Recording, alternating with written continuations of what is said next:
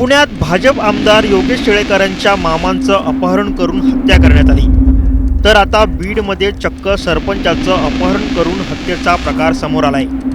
मशाजोग नावाचं हे गाव, ज्याचे सरपंच संतोष पंडितराव देशमुख यांची अपहरणानंतर हत्या करण्यात आली। देशमुख यांच्या हत्येविरोधात अख्खं गाव रस्त्यावर आलंय। खुद्द मनोज जरांगे पाटीलही मशाजोगमध्ये पोहोचलेत। कसा घडला हा प्रकार, हेच या व्हिडिओतून सांगतोय। तारीख 9 डिसेंबर 2024 वार सोमवार।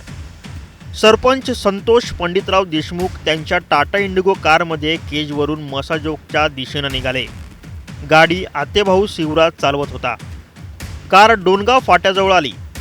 टोल नाक्याजवळ गाडी थांबली। तिथून गाडी पुढे निघताच एक काळ्या रंगाची स्कॉर्पिओ आडवी आली। तिचा नंबर होता MH44Z9333। या गाडीतून 6 लोक खाली उतरले। एकानं थेट दगड देशमुखांच्या कारच्या दिशेने भिरकावला आणि काचेचा चुराच झाला। दुसऱ्यानं थेट दरवाजाला हात घातला आणि संतोष देशमुखांना खेचत खाली ओढलं। तिथंच देशमुखांवर काठीनं हल्ला सुरू झाला। या सर्वांनी मिळून संतोष देशमुखांना स्कॉर्पिओत टाकलं आणि गाडी केजच्या दिशेनं भरधाव निघून गेली। घाबरलेला आतेभाऊ शिवराजनं पोलिसांना फोन लावला। माहिती मिळताच पोलिसांचे 2 पथकं केजकडे रवाना झाले, पण तोवर फार उशीर झाला होता। केजकडे जातानाच नांदूरघाट रस्त्याच्या दहिटणा फाट्यावर पोलिसांना काहीतरी दिसलं आणि जे थांबवण्यासाठी जो अट्टाहास केला होता त्याची माती झाली। संतोष यांचा मृतदेह छिन्नविच्छिन्न अवस्थेत घाटात पडला होता।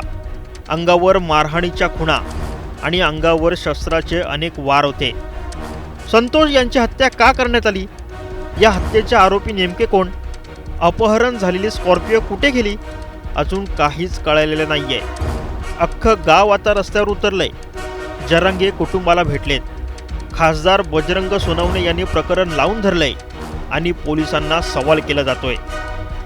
Bureau report, news 18 Lokmat.